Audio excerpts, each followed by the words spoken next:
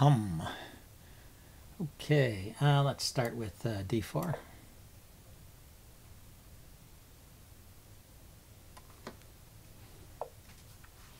d5.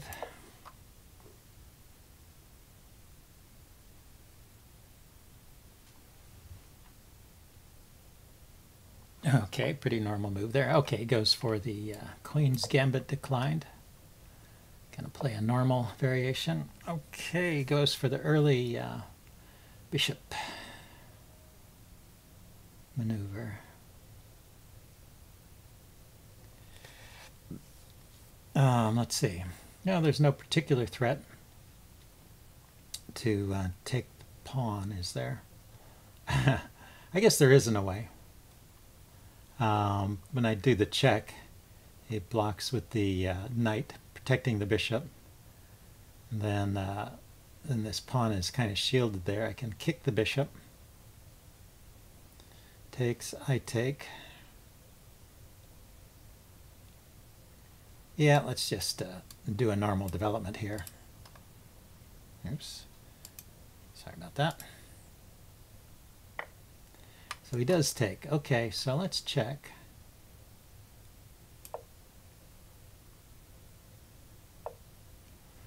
Let's kick the bishop. I don't think I can kick the... I don't think I can do anything about that knight taking advantage of the pin.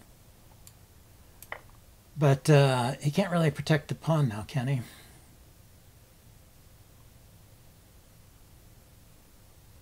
Yeah, I don't see any way.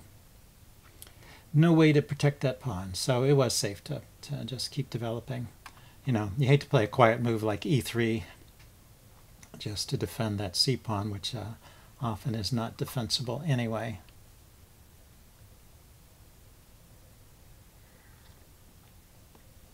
And so at this point, I think Black has given up his bishop for nothing. I mean, the bishop pair. Oh, we can defend with the queen. Ah, that's interesting. So if I play e4 here, queen will take with check. Let's, I want to round that pawn up. Let's go knight d2 here. And let's kick the queen. He wants to hold on to it. But I'm going to try and get some mileage out of this position then. Step 2, if you can't win that pawn back immediately, use the overextended queen side there and pieces and just try and get some quick development. So here, this is the final stage of the undermining.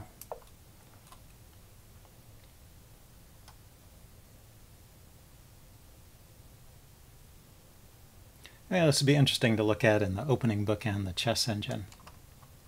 See if I'm playing this correctly or not. Sometimes the chess engine will just ignore that pawn and just play for development. So let's go ahead and take this pawn first. It's, it's helping my development, and I'm going to castle here.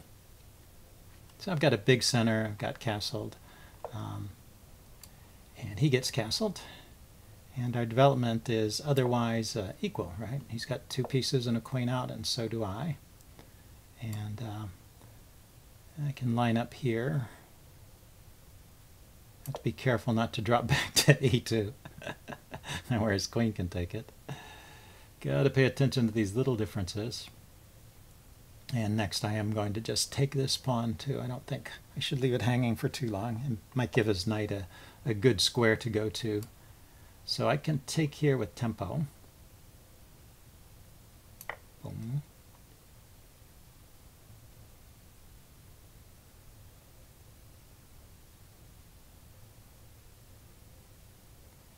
Needs to defend that knight, or drop it back. You could go to c6, that's a good square.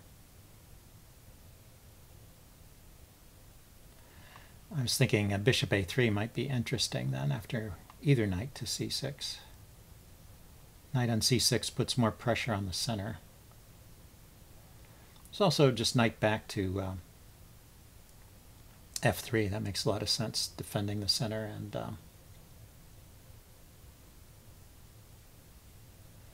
getting the knight back into a good position, and that also would let the bishop come out along this diagonal. Yeah, so what to play here? So knight f6, he takes, I take, probably with the pawn to keep those two pawns together.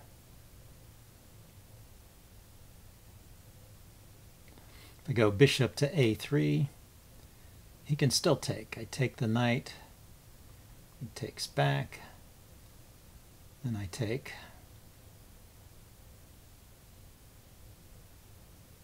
Yeah, I think just, excuse me, just developing the knight here makes sense.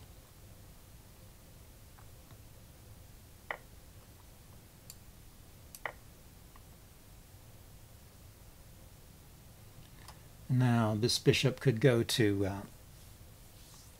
b5 there and put a little pressure on the knight. Yeah, or I could just develop my dark squared bishop and double my rooks. I wonder where's a good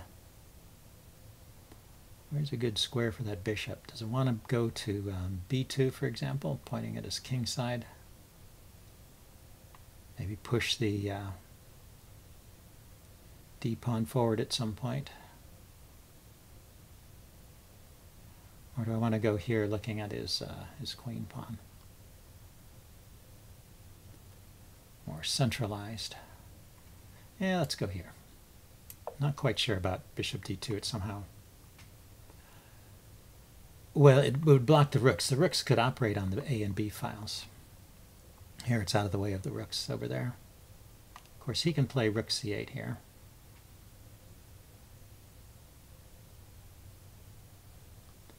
Maybe a reasonable idea. His knight is defending the pawn. I'd probably just go queen to d7. d2 rather, queen d2. And I can throw in rook to rook to b1 or rook to a1 at some point. This bishop is loose on b2.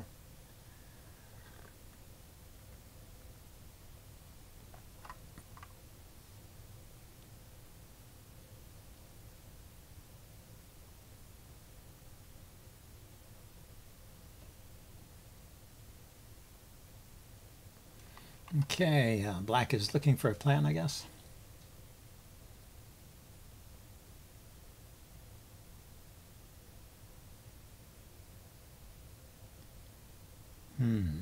What to do? His queen seems a bit out of play. He needs to, if he wants to do something with the queen, he needs to kind of bring his pieces over to this side. But that would let me pretty well dominate the queen side. Might want to attack my e-pawn.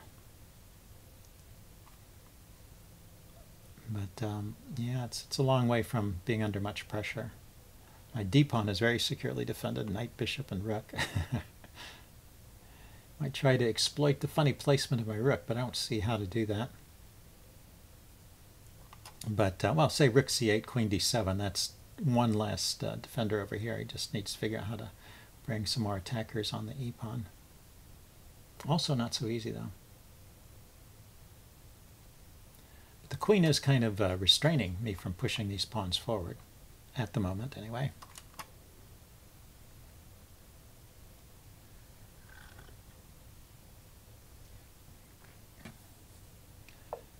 Okay, there he goes. Yeah, rook c8. That's what I was expecting. So should I play queen d2? I could also go queen e2 with the idea of bishop to bishop a6 there. Trade off his good bishop, but I don't think that's especially relevant here.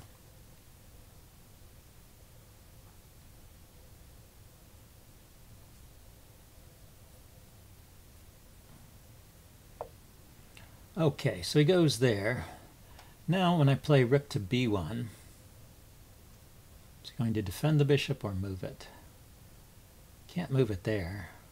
So the only place he could move it to would be to A1. Let's go ahead and do that. Or he could defend it with a rook. Then, so I could place my rook on B5, hitting his queen. Looks interesting.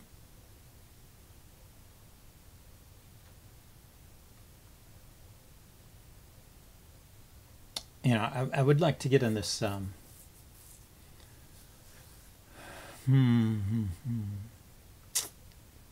sure. Where would the queen go? I guess that's the way to look at it.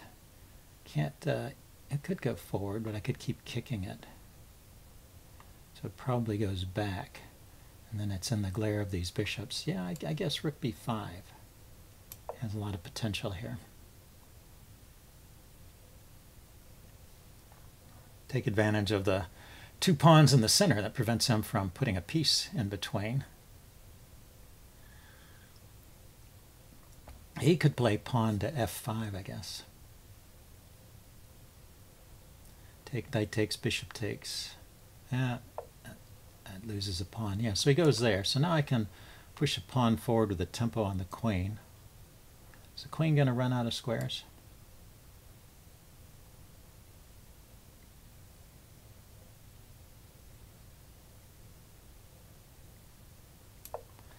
It might. It very well might just run out of squares. Ah, that's his idea. He puts the knight there.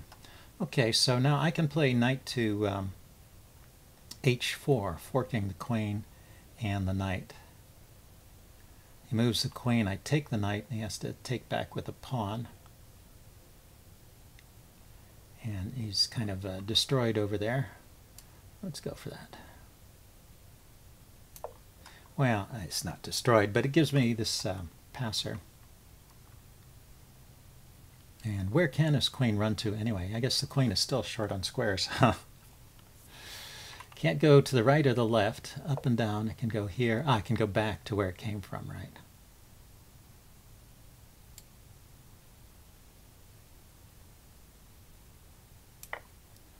Okay, let's take there. Now, I could just line up on that.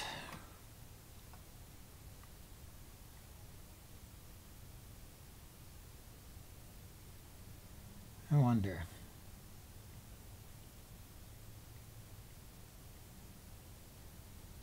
Best way to attack that pawn. What is the best way to attack that pawn?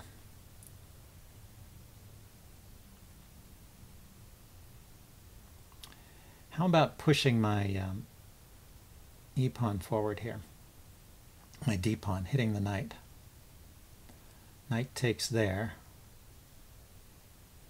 threatening my bishop. So, okay, so I'll defend this pawn first, I guess. Ah, but that leaves my e-pawn my d-pawn hanging. Okay, let's do this funny move. Defends the e-pawn so I can push the d-pawn forward. That's the idea. And once this knight has changed spots, I'll just take on now a4 there. Oh, he goes right away. He's going for that good square, so yeah, makes sense.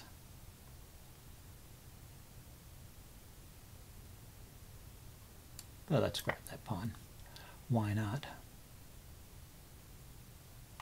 I was thinking he's just going to put his knight on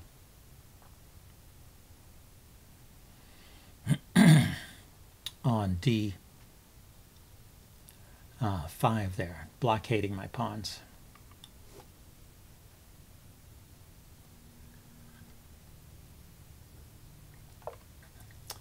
So the typical play that you get from these kind of Queen's Gambit accepted lines has come to fruition. Black's pawns that were pushed ahead too far became weak, and white gobbled them up.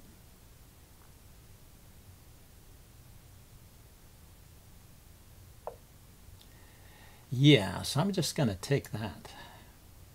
That's because then I can push the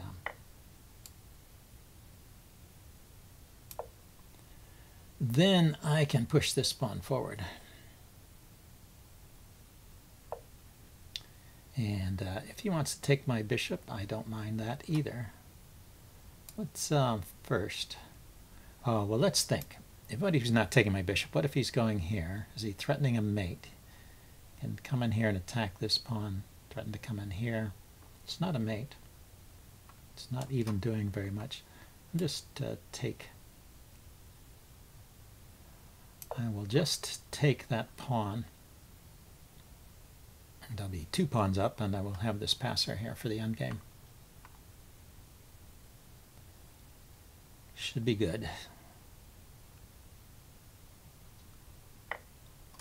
Yeah, so he grabbed the pawn. A queen here. Okay, so he's going on the 2nd rank. Let's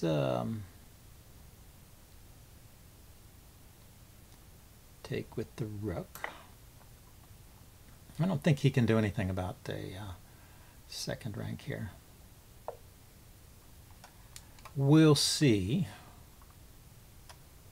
Yeah, maybe I should have done something. Okay, what's the best play here?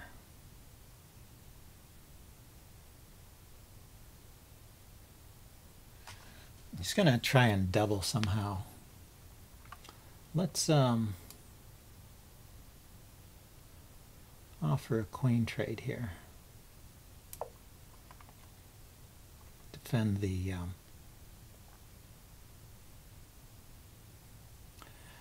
the g-pawn, and then bring this rook over. So now I can bring this rook down to e2, defend along the 2nd rank that way. Aha. Okay, and still defend along the 2nd rank here.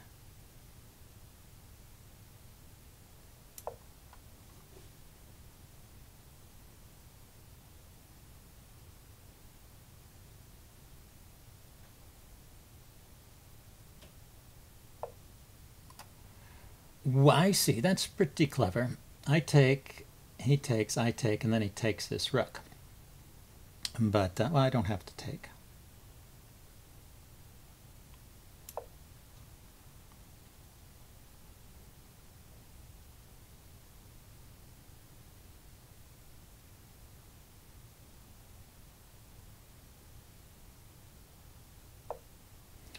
And he can chase me around a little bit. Okay, so let's go to this side then.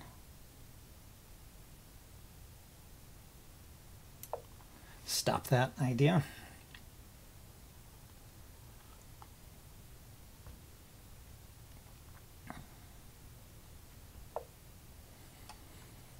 Okay, so now what's good? Let's push this forward first. Let's think. I pushed forward, he doubles, I bring my rook here. He takes, I take. He takes again, I take. Yeah, I can do that.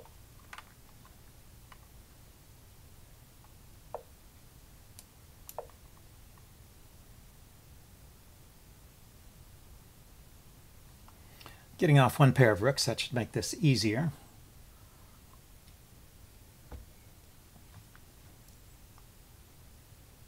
Well, I have to say Humvee is very persistent. I guess that's what you got to be. Just do what you got to do.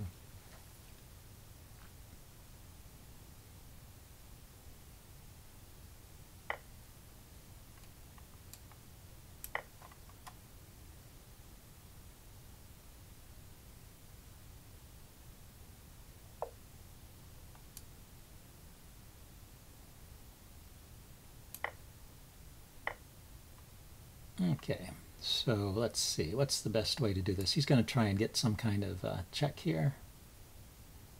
So let's just step in over here. And take his queen when he offers it. I was going to win there anyway, but anyway. Good game. I will upload this and we will check it out in the postmortem. See you guys later. Bye.